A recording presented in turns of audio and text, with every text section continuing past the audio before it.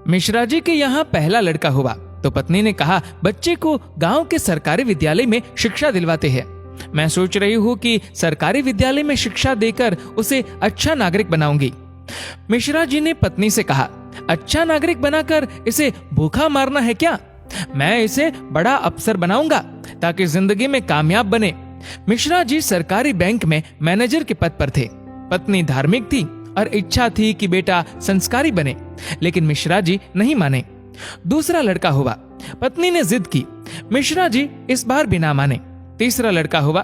पत्नी ने फिर जिद की, लेकिन मिश्रा जी एक ही रट लगाते रहे, कहां से खाएगा, कैसे गुजारा करेगा, और इस बार भी नहीं माने। चौथा लड़का हुआ। इस बार पत्नी की जिद के आगे मिश्रा जी हार गए। अंततः उन्होंने उसे सरकारी विद्यालय में शिक्षा दीक्षा दिलवाने के लिए भेज ही दिया। अब धीरे धीरे समय का चक्र घुमा। अब वो दिन आ गया जब बच्चे अपने पैरों पे मजबूती से खड़े हो गए। पहले तीनों लड़कों ने मेहनत करके सरकारी नौकरियां हासिल कर ली। पहला डॉक्टर, दूसरा बैंक मैनेजर, तीसरा एक गवर्नमेंट कंपनी में ऑफिसर के पद पर जॉब करने लगा। एक दिन की बात है, मिश्रा जी पत्नी से बोले, अरे भाग्यवान, देखा मेरे तीनों होनहार बेटे सरकारी पदों पे लग गए ना, अच्छी कमाई भी कर रहे हैं। तीनों की जिंदगी तो अब सेट हो गई, कोई चिंता नहीं रहेगी अब इन तीनों को। लेकिन अफसोस, मेरा सबसे छोटा बेटा संस्कारी बनकर पास ही के विद्यालय में नौकरी कर गांव में ही खेती को संभाल रहा है। जितना वह 6 महीने में कमाएगा उतना मेरा एक अफसर बेटा 1 महीने में कमा लेगा। अरे भाग्यवान, तुमने अपनी मर्जी करवाकर बड़ी गलती की। तुम्हें भी आज इस पर पश्चाताप होता होगा, मुझे मालूम है, लेकिन तुम बोलती नहीं हो। पत्नी ने कहा, हम में से कोई एक गलत है और इस बात का दूध का दूध पानी का पानी हो जाना चाहिए।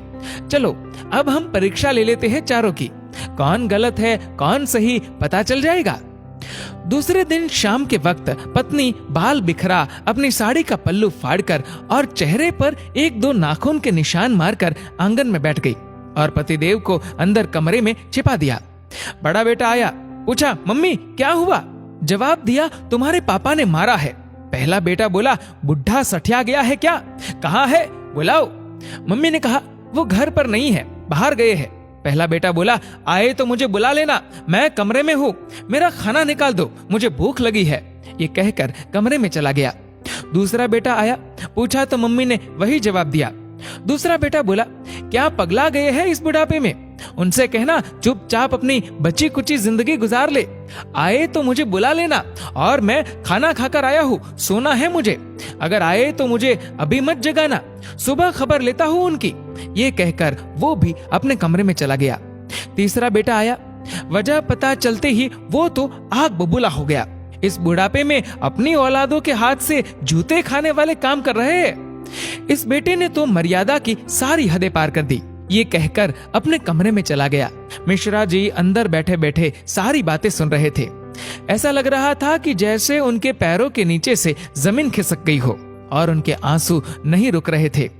किस तरह इन बच्चों के लिए दिन रात मेहनत करके इन्हें पाला पोसा, बड़ा आदमी बनाया, जिनकी तमाम गलतियों को मैंने नजरअंदाज करके आगे बढ़ाया, और ये ऐसा बर्ताव अब तो बर्दाश्त ही नहीं हो रहा। इतने में चौथा बेटा घर में ओम ओम ओम करते हुए अंदर आया। माँ को इस हाल में देखा तो भागते हुए आया। पूछा तो माँ ने अब गंदे गंदे शब्दों में अपने पति को बुरा भला कहा।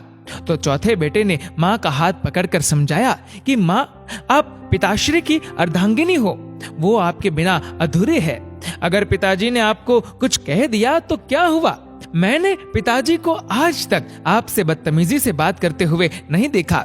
वो आपसे हमेशा प्रेम से बातें करते हैं।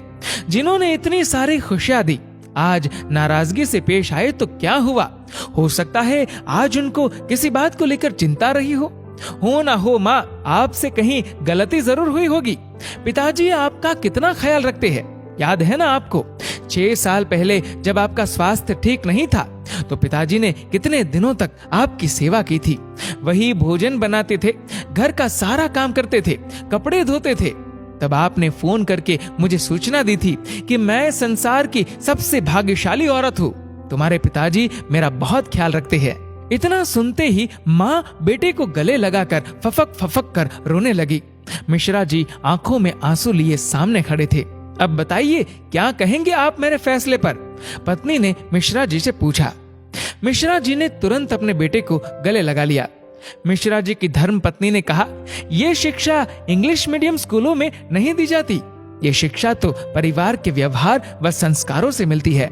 अब मिश्रा जी को एहसास हुआ, जिन बच्चों पर लाखों खर्च करके डिग्रियां दिलाई वे सब तो नकली निकले। जीवन का अंतिम समय कैसे व्यतीत होगा, इसका फैसला आपका धन नहीं बल्कि आपके द्वारा किए गए व्यवहार और दिए हुए संस्कार तय करेंगे। दोस्तों, इस वीडियो को लेकर आपकी क्या राय है नीचे कमेंट करके जरूर